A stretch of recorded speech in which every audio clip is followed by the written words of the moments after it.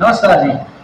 नमस्कार। अच्छा, हम आगामी 6 महीने बाद जो चुनाव होने वाले विधानसभा के, उसके बारे में आज आपसे चर्चा का विषय लेकर आए हैं। आगामी चुनाव में हम बीजेपी की तरफ से बात करें तो बीजेपी की तरफ से 2 उम्मीदवार हैं फिलहाल में। एक सराफ परिवार की तरफ से और एक अशोक पिंचा जी। तो हम किस के ऊपर उम्मीद रखते हैं कि कौन सा उम्मीदवार मैदान में आने वाला है, इसके बारे में हम आज चर्चा का विषय लेकर आए हैं। आपको मैं बताने की कृपा करें। भारतीय जनता पार्टी अब की बार चुनावों में जीत को आगे रखते हुए और निर्णय करेगी कि जो जीतने वाला उम्मीदवार है उसी को टिकट देवे। उस हिसाब से हमारे पूर्व विधायक अशोक जी लगातार 2-3 चुनाव हारे हैं, तो केंद्र की जो पार्टी की जो टिकट बंटवारे की नीतियां हैं उनमें भी उनको टिकट मिलने की संभावना कम है। उस हिसाब से देखें तो आज सरदार सर विधानसभा में जो सुरेंद्र जी सराफ है वो खूब अग्रणी है और जनता से रूबरू हो रहे हैं और टिकट के मामले में भी सबसे आगे है। मेरे विचार से उन्हीं को टिकट मिलेगी। हम बात करें सुरेंद्र जी सराफ है जो नया चेहरा है, अब जनता क्या उसे प्यार देगी? वैसे ही नहीं, क्यों नहीं देगी? कैसे देगी?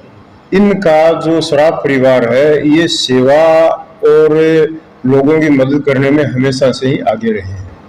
इन्होंने अनेक काम करवाए हैं और पीछे नहीं हटे हैं। आज भी जो सेवा को सर्वोपरि मानते हुए ये लोग राजनीति में आए हैं और उस हिसाब से जनता स्वीकार करेगी, निश्चित रूप से करेगी।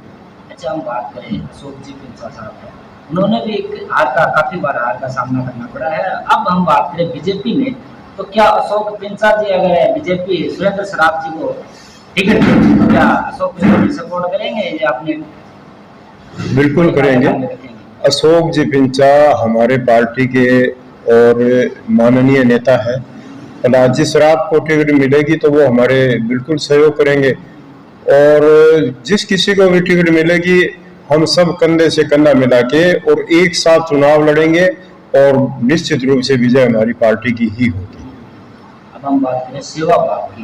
अशोक जी पिंचा काफी वर्षों से लगातार सेवा में लगे हैं। सुरेंद्र जी सराफ को हमने कम देखा है, इसका क्या कारण है? अभी हम बात करें जनता की सेवा, तो मुख्य है जनता की सेवा। जनता के लिए हर समय काम करने वाला व्यक्ति जनता ही चाहती है कि ऐसा कोई व्यक्ति मिले, हमें ऐसा उम्मीदवार मिले। तो क्या वो खासियत है जो अशोक जी पिंचा में है, वो सराफ परिवार में वो खासियत देखने को मिलेगी क्या? बिल्कुल मिलेगी।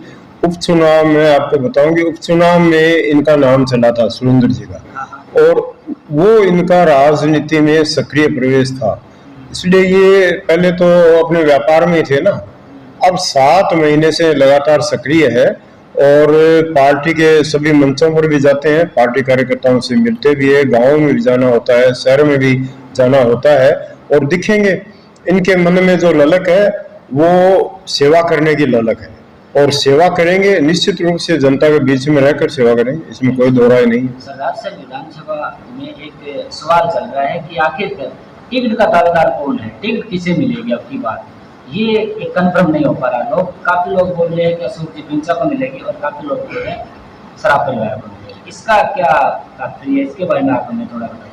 देखिए, प्रजातंत्र में पार्टी जैसे जैसे बढ़ती है उसके अनुपात में और प्रत्याशी भी टिकट मांगने वाले भी बढ़ते हैं और ये एक सुखद संदेश हो जाता है पार्टी के हित में कि आज पार्टी का एक उम्मीदवार है और आज टिकट मांगने वाले अनेक उम्मीदवार हैं, तो ये अच्छी बात है। अशोक जी पिंचा भी है, सुरेंद्र जी भी है और अन्य भी है, तो पार्टी जिसे भी टिकट देगी वो हमारा प्रत्याशी होगा, हम उसके साथ लग के और चुनाव जीतेंगे। हम बात करें कांग्रेस से, तो शर्मा जी 30 वर्षों से राजनीति करते आ रहे हैं और उनके पुत्र अनिल शर्मा जी ने अब की बार दावेदारी हासिल की है। तो क्या बीजेपी पार्टी या सराफ परिवार से अनिल जी शर्मा को क्या पछाड़ पाएंगे अब की बार? ऐसा मौका देखने को मिलेगा क्या? बिल्कुल, कांग्रेस के प्रति लोगों में अच्छा भाव नहीं है। भारतीय जनता पार्टी की मोदी सरकार है, वो 9 साल में उन्होंने काम करके दिखाया है, सेवा को ही सर्वोपरि मान के राष्ट्र की सेवा की है। मोदी जी ने अनेकों ऐसे कार्य किए हैं कि आज देश को गुमान है, पूरे विश्व पटल पर नाम बढ़ा है और वैसा ही कार्य हमारे राजस्थान में सरकार आने पर हम करेंगे। भारतीय जनता पार्टी की सरकार करेगी, निश्चित रूप से करेगी।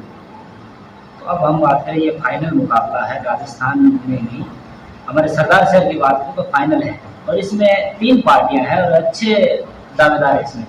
तो क्या आरएलपी और कांग्रेस के बीच में से जो वोट बैंक की राजनीति कर रहे हैं, कांग्रेस के बीच में से जो वोट लेकर बीजेपी विजय होने की संभावना कर रही है, ऐलान कर रही है, क्या ये सत्य है कि हो सकती है?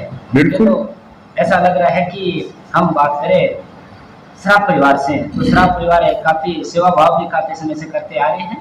क्या श्राफ परिवार को जनता चाहेगी अब की बार? बिल्कुल चाहेगी। श्राफ परिवार को निश्चित रूप से चाहेगी।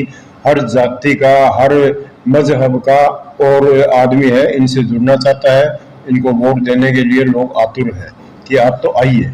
बिल्कुल। अगला मेरा सवाल ये रहेगा, जैसे सुरेंद्र जी सराफ है और कुछ कह भी रहे हैं कि भाई पिछले कोरोना काल के अंदर भी सुरेंद्र जी सराफ ने काफी मददगार लोगों की मदद भी की है, और अपनी बात करें राम मंदिर की तो वहां पर भी कुछ दान वगैरह जरूर दिया है। तो इस चीज को लेकर लोगों के अंदर ये चीज है कि ये एक पूंजीपति वर्ग से उभरा हुआ व्यक्ति है, तो ये किसानों की बात अवश्य सुनेंगे। बिल्कुल, किसानों की, मजदूर की, आमजन की, सबकी बात सुनेंगे। प्रधानमंत्री जी के कोरोना काल के समय प्रधानमंत्री कोष में उन्होंने 1 करोड़ का और अनुदान दिया था और किटें भी बांटी थी। तो कोरोना काल में इन्होंने खूब सेवा की और आगे भी करते रहेंगे। बिल्कुल। अगर मैं अपन बात करूं पिछले विधानसभा के उपचुनाव की, तो कह सकते हैं जितनी भी मीडिया वगैरह मतलब जितने भी गांव के अंदर गई थी, उनके अंदर सबसे बड़ी चीज हमें देखने को मिली कि भाई जो अनिल जी शर्मा है, उनको अपने पिता की वोट है वो मतलब जितना भी टाइम शेष रह गया था वो मिले थे।